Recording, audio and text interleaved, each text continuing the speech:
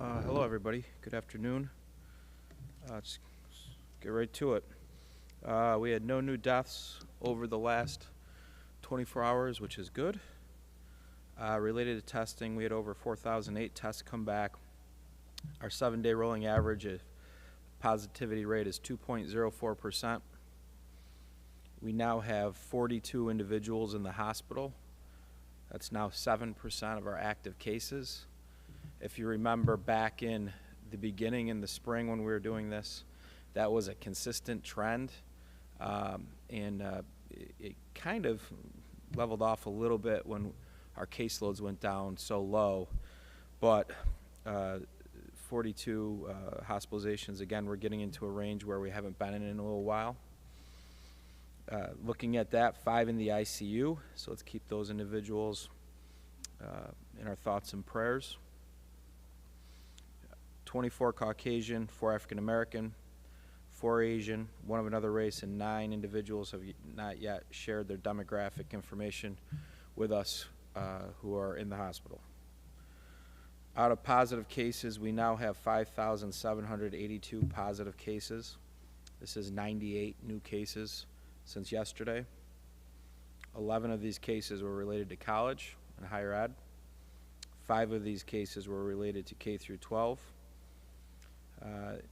One of the things that we have seen in this process is we're trying to look and study for any trends to see if there's any specific action that can be taken. Out of these trends, we have not seen any spike in K through 12 schools. For example, 5 out of the 5 cases today, I believe 4 of them are related to remote learners. So your remote learner is not going into the building. They're getting it in the community like others. What else? We had 1 traveler. This traveler is very active. I believe he had 3 different states. Wonder why you go 3 different states and you come home, you wonder why you have COVID. You shouldn't wonder why you have COVID. 26 of our cases are from household contacts. So the data shows us out of our 98 cases today, that's going to probably lead to 12 new cases, at least for the community, just out of today's cases, maybe even more. So the positive with household contacts is we've already put you into a quarantine. Going back and having to contact trace and try to box in that specific COVID network isn't very hard. We do have to go back and make sure that we got to everybody. But, that's 26 today. That's 25% of our cases today. It's a big number. But we've had big numbers coming in for the last week or so. 3 senior facility. These are residents. I don't know the facility, but obviously we're going to watch this closely. This is concerning. Anytime a resident in a senior facility gets this, and 1 case is still being investigated. We had 67 community spread, of which we know the source of 31 of these cases. Currently, we have 589 active cases. That's up 32. So we had a nice recovery day as well. We had 66 people recover since yesterday. Normally, that's a great day and your active caseloads drop, but not when you have 98 new cases. Looking at who's been impacted, 3,225 female, 2,557 male, 747 under 19, 1,302 in their 20s, 783 in their 30s, 690 in their 40s, 813 in their 50s, 595 in their 60s, 369 in their 70s, 306 in their 80s, and 177 in their 90s. Related to school testing, we have at the F-Shed Regional Market a designated line for saliva testing. You need to get an appointment for that with Upstate. You can go to mychart.upstate.edu and register online. High demand, popular test. Also, if you can't get a test that day but you want your child to still get tested that day, we have another line with Cayuga Health. We ask that people try to pre-register for this, although you don't have to, but we want you to because that will save everybody time to pre-register for the second area, the second lab. It's ongov.net. /Cayuga Medical. And you can get a nasal swab there. You don't need to have pre-registration. That line is also open to the public for symptomatic testing. So that's anybody in the public who's having a hard time getting a test at another location can go there Monday through Friday from 9 to 1. Our proactive asymptomatic testing in schools. Today we are in the city school district doing testing. Tomorrow we will be at Fayetteville Manlius. Again, this is a voluntary testing program where we're going into the buildings and we're doing asymptomatic saliva pool sampling. Obviously, we've had success with K through 12. It's a controlled setting. People are wearing masks, they're distancing, sanitizing. We're doing lots of testing. So what's different from that in the community is, we've let down our guard in many respects, and the virus is back and it's everywhere. Weekend testing. The fairgrounds, upstate has a testing site at the fairgrounds. Saturdays 9 to 1. You need to have an appointment. Again, go to mychart.upstate.edu for an appointment for that on the weekends. That's a good time to get a test if you have a student that gets sent home from school as well and it happens on a Friday. You can get a test on a Saturday.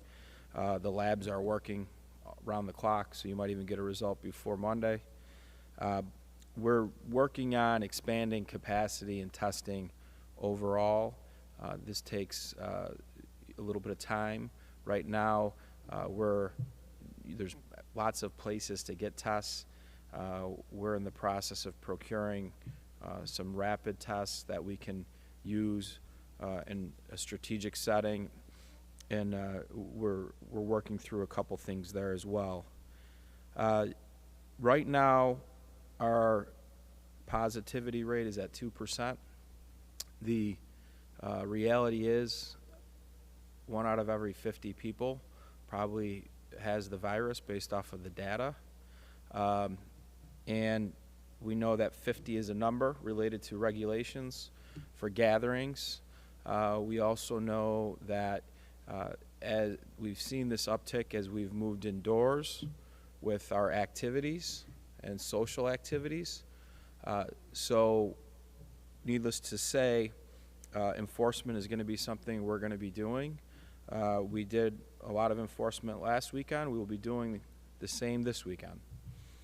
We need people to follow the guidelines to make sure that the risk to people in your business is minimized. We should have a very nice weekend this weekend, weather-wise, so hopefully we'll see outdoor dining again, and that's a better way to get out and see people and safer. But our COVID enforcement task force will be out Friday, Saturday, and Sunday. And so that's something that we're going to have to continue to do with elevated numbers in the community, as it's all about preserving our medical infrastructure. And let's just talk through this for a second, because when we talk about hospital beds, there's so many more people in the community that need to go to the hospital than COVID patients.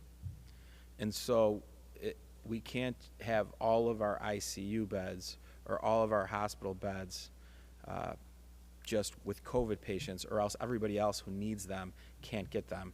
And we never got there before, but as you can see, we let our guard down. The virus got back into the community. Our cases have gone up, and our hospitalizations go up. And we can't be at a point where mentally we say, heck with it. Let's just, we're just going to go on with our daily lives. That won't work. And it's not going to work because our hospitalization numbers will go up, and then that will suffer, and people that that don't have COVID that need care will suffer, and eventually that will lead to restrictions. So we need to get re-engaged. The fatigue is real. We've seen very glaring examples of fatigue all over the community, but the election's over. that's going to work itself out. It's had people's attention, anxiety. It's over. Now we need to re-engage for the next 90 days here. Hopefully we'll have a vaccine soon, and then it's about getting the vaccine to everybody. But now is not the time to get lazy with this. We all have to re-engage so we get these case numbers lower, where we can do contact tracing, and we can do it very well and very quickly, and that our hospital numbers stay to the point where we're not jeopardizing that infrastructure for other sick people in our community. Saying that, happy to take questions. With people at Upstate about the 36 residents that were put in quarantine, and whether that is impacting their capacity? I have. So I was aware of that, what happened. And again, I think there's not a bigger glaring example of COVID fatigue than that, right? A mindset of mistakes made. Everybody's tired, including the people who are doing the frontline work. So I think what you'll see, Tim, is you'll see folks, a lot of these folks are in quarantine. You'll see other members take on additional shifts. So I don't think in the short term it's going to have an impact. That's not what we were told. But again, if you saw a sudden surge of cases, and look, at tomorrow we're going to have a high case day again. We're going to have a very high case day tomorrow. So we've always said it takes 2 to 3 weeks once you start responding to start seeing lower caseloads. Now we're seeing I think you're seeing Columbus Day weekend going into that time period of what we were doing in the community. Now it's reflected in our cases. So I've been barking for a little bit about this, and hopefully it's going to start to have an impact. But the reality is you can't get to the point where you have 70 or 80 or 90 people in the hospital from this and act like it's not going to impact other things, right? So we're moving up. The good news about the hospitalization numbers, what we're hearing from all the hospitals, and I think you've reported well on, is the fact that the therapeutics now work better, so people are getting out quicker, and from a mortality rate, the mortality rates are way down, but again, this isn't something to mess around with. This is a level of new cases every day that you've described as unsustainable, and you're right, we have had pretty glaring examples of people still not taking it seriously. When do we reach a point where you have to do something more to get their attention? Yeah, so when you look at the positivity rate, we've always said 2% is okay, right? We were functioning at higher positivity rates. What I'm looking at right now is that hospitalization number, and when we can no longer function well treating our sick overall in the community. And then what does the data tell us? If there was something in the data right now, Tim, that if there was a decisive action I could take that would have an impact, we would do it.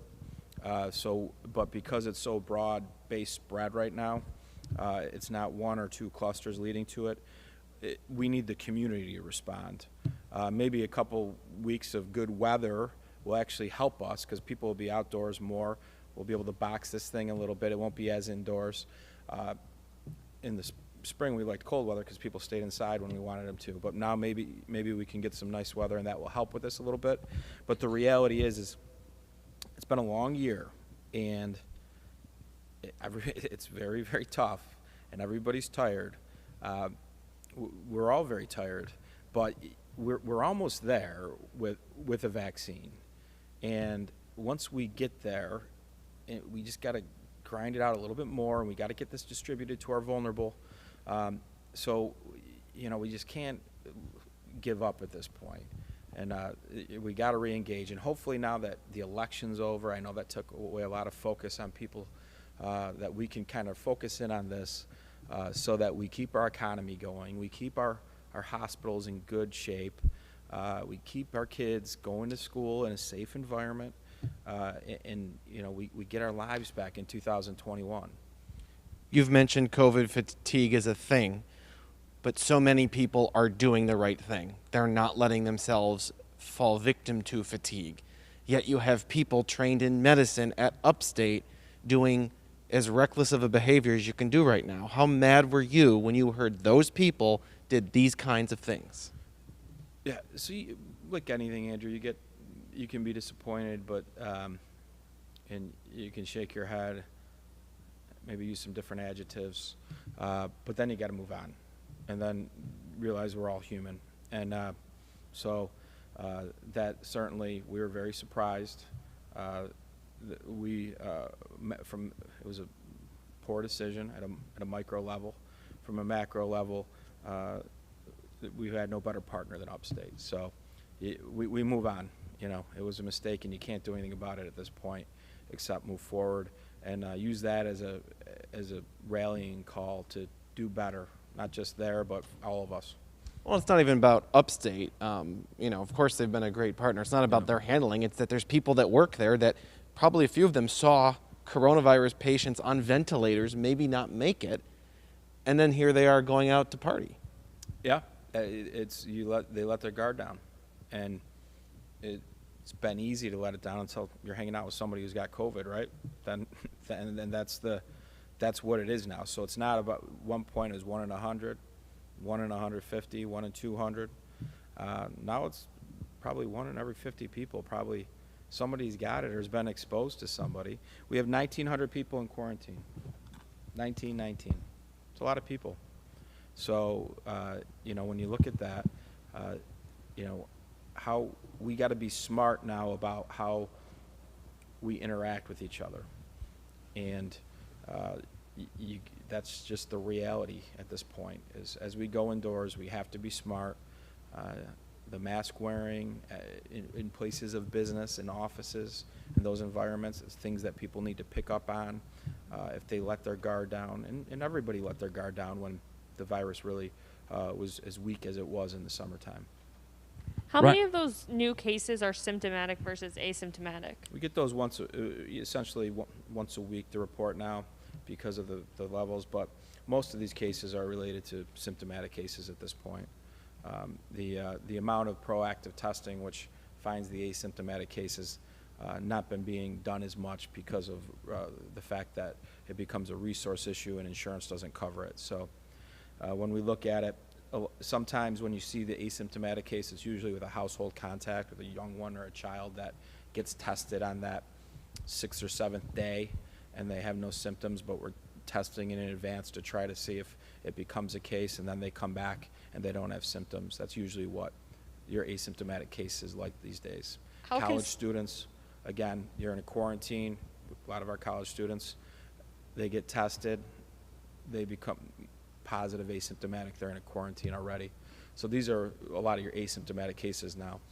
How concerned are you that there's a lot of asymptomatic people out in the community that don't know they have the virus and then spreading it, the hospitalizations go up, et cetera? Yeah, I think that's probably always been the if you look at our unknown source for community spread, I think throughout the time, part of that's always there, that's always baked in when you have this type of virus. But certainly the challenge is when you have this many cases now, you're just chasing down symptomatic cases, trying to make sure those people are doing the right thing and not spreading it. And that's really what's been driving this is if this was all people who weren't sick that didn't know it and were going on with their lives, it's kind of, that's one thing. But much of the uptick here was driven via travel, having it come back into the community, then folks who are getting sick, just moving on with their daily lives, and it's led to multiple clusters at this point. You prided yourself on the asymptomatic testing through kind of the middle of the pandemic, but that was clearly only sustainable with the insurance partnership, right? Correct. Is there any way to do asymptomatic testing sustainably without that partnership? Can the county handle it itself? No, not in a long-term situation. $100 a test. Do the math, right? So, but we will do some asymptomatic testing. We're figuring out the best way to get it done. We'll probably talk about it next week, as I think we're at a point now with the the data that we have to put more resources to this to make sure that we don't get to 70, 80, or 90 hospitalizations again, because that's when there's stress on the system at that point. So as much stress that is on our workforce right now, we just moved another 20 people over to the health department to help with the process of dealing with each case. That's stressful, and that's our workforce is doing a lot of work right now. But when people are sick, you need them to get help right away. It becomes life and death at that point. So the hospitalization number is the one that we're really focused in on, and our mitigations that we're going to take is going to, be based around keeping that number in a safe, stable range. And that range is no higher than what? Yeah, I think I don't want to say exactly what. I'm going to lean on the upstate, Crouse and St. Joe's, to talk to us, and they do. But at the peak of this, we were in the 70s and 80s at points, and we weren't complete 911 at that point, but it was stressful. We were watching it. And there was no elective surgeries at that. Correct. And so that's one of the things that overall, for those who are sick of this and never believed in this, or make the argument, what about the hospital rooms, what about the ICUs, who's getting sick, yada, yada, yada. If all the beds go to this, all the other things that we need to do for our public health get delayed. So get in the game. Do you know if testing is backed up at all? I know some people are saying that they can't get a test until, at least a week, and a lot of these rapid testing areas are turning people away because they're seeing such high volume. And is that affecting contact tracing at all? I haven't heard as much about people not being able to get a test. Remember, if you're sick and you get a test, you're home, or else you're breaking the law. So that's the but as cases go up around the country, your national labs are going to get backed up again. Most of the work we do that we're directly involved with are not national labs; they're local labs. But Syracuse Community Health Center and your doctor's offices all work with the national labs, or we're not as engaged with what's going on there. But our turn times with upstates are still 36 hours. If they get backed up a little bit, it might be on a day or two where they got all those SUNY tests in. They're doing a couple 100,000 a week for the SUNY system. At some point, that's going to go away, and that capacity will be our communities again. But it's not free, like anything. But our partnership with Cayuga Med is turning around pretty quick turn times as well. Again, the F-Shed's a good place to go if you need a test and you're symptomatic. Looking at the zones, I know we're not in a yellow zone or anything yet, but it really mainly looks at schools and kind of, the yellow zone, you have to test schools every week, and then if you get to orange, it's going remote. But you're saying that these are more community spread. Is there a way to kind of tailor that as a community, or? It's difficult. If there was a town or a village that we had a problem in, and that's where before, when you looked at the clusters, when the governor came up with the zones, in those examples, there was a narrative and there was an issue, and you could point to what was going on. And that's easier to go and look at mitigation and try to drive that. And it seems to be what they've done is pretty successful. They had very high rates. Now I think their rates are around 2.5 to 3, which is at some point going to be the norm for everybody as we move indoors. I think the reality is we're experiencing this pressure. There's things we can do and can control. We're not going to get back to a 1% positivity rate unless we test lots of people in a day. And right now, that's not going to happen because we don't have enough sick people to make that happen. So we're at this point where we're going to have to grind it out with cases that are higher, but we can't.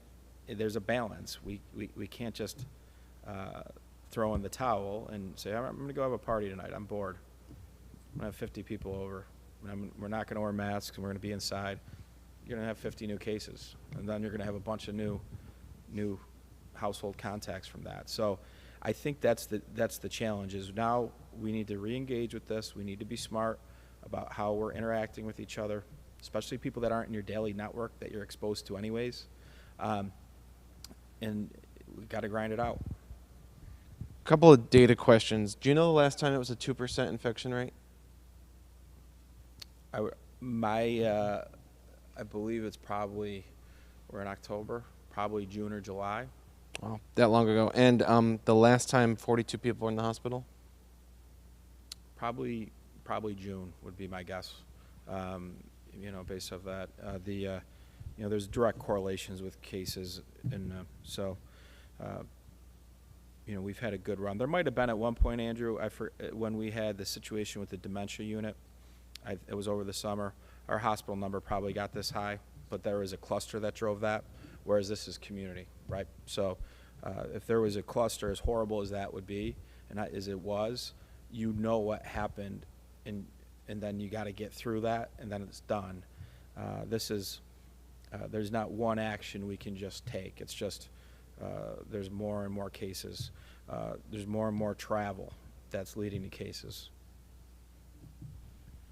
The new testing at the fairgrounds, is that mainly to accommodate school families, or is it just because of the rise in overall cases? Yeah, so there's a pattern that the weekend to get a test over the weekend, because we're in month 8?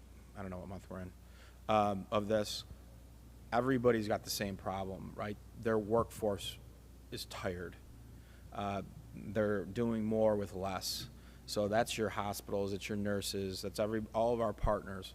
So on weekends, the testing is harder, less available in the community. So it's really for the community to take advantage. Because then what happens is on Mondays you get you get a bunch of people who need tests, and then on Wednesdays we have huge days with cases, positive cases.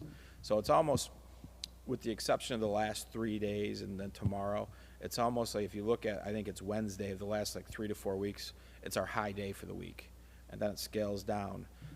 Right now we're at a situation where we're going to have 3 or 4 days of very, very high data, and tomorrow might be our highest data. We'll see.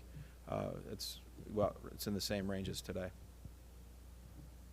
Have you seen anything other than this upstate cluster, or not cluster, but just large number of people quarantined? Anything from Halloween that might concern you? We'll see that, and from a enforcement standpoint, things were pretty good with what we're doing, and we know that things happened. Whether there's 50 people or more, doubtful, but we know things happen. We'll start seeing sick people from that probably next week. I don't think Halloween was as bad as it could have been. I think we were out there enforcing areas where we know there's typically gatherings. We got tipped off to a lot of events. We proactively spoke to those individuals. There was individuals we proactively spoke to, and they decided to go in another direction, and they got fined. So that's what this is going to be about. I think we'll continue to enforce, because we have to, because it's here, and we have to make sure that areas where people are together, that they're being put together in a safe way, we'll certainly be looking at picking up efforts going into Thanksgiving week, which is typically a very festive week and very active week for night establishments. So we will be very active that week. The state list for flu cases for Onondaga County, does that match what you have? Not sure. Okay. Not sure. I can look into that. So my question is broader, though. It doesn't sound like the flu is an alarming concern yet, right now. Not yet. We still want people to get their flu shot. The Southern Hemisphere, it's been a very tame flu season. That usually bodes well for us. We're doing all the things well, wearing masks, washing our hands more than we ever have. That it bodes well for health all across the board. So I think we'll see a better flu situation anyways. And so far, we're off to a good start. You don't have the number because Dr. Gupta hasn't brought it to you because it's That's not right. a You problem brought it yet. to me. Yeah. Yep. Ryan, is there any indication yet that the holiday party with the residents has, or is becoming a cluster, or is there just the one case? My understanding is just one right now. And so, again, these things usually lead to more cases, right? So, won't surprise me if there's a handful. The 20 county employees you've moved over to health, is that for contact tracing? In intake of cases as well. So it's more than just the tracing, and we use our state partner a lot of times with that too, but intake, checking up on active cases, quarantine cases, et cetera. 589 active cases, 19 quarantines. So a lot of different folks to contact each day. So You mentioned the stress on the health department, but what about the stress on those people going out and enforcing either private parties or the bars and all the other businesses that kind of just need to be regulated? yeah, so from a regulation standpoint, we've had it's been a complaint-driven process to date, and whether from people complaining to us directly or complaining to the SLA, them coming to us, et cetera. Now we have proactive units going out based off of data where we've seen cases and complaints. So this is stepped up from a proactive standpoint. So at some point this will become an issue as well. And we have to boost up infrastructure with testing. Where we find the people is going to be an issue. And then I'm sure we're going to be asked to participate in the vaccination program. And where we find those people is going to be a challenge. But we'll get through it. We need the community's help now to help us get through it, though. And ask people to enjoy yourself, enjoy the weekend, be outdoors if you're going to see people, distance, enjoy outdoor dining. It's going to be nice. Help out your local businesses, but the outdoor activities we all could get away with this virus before, we can't move indoors and think we're going to have the same results. It doesn't happen. We've seen every type of case now. Think of something in the world that you do. Whatever you do, we've now had a COVID case based off of those activities. Gyms? We haven't really heard I'm sure much there's about been a gyms. case at the gyms where somebody there was there, yeah. They have not been a driver of cases, though. That was, again, it took us a while to get there. The thought process was very risky.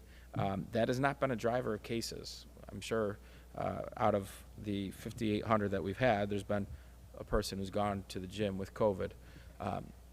But it has not been a driver.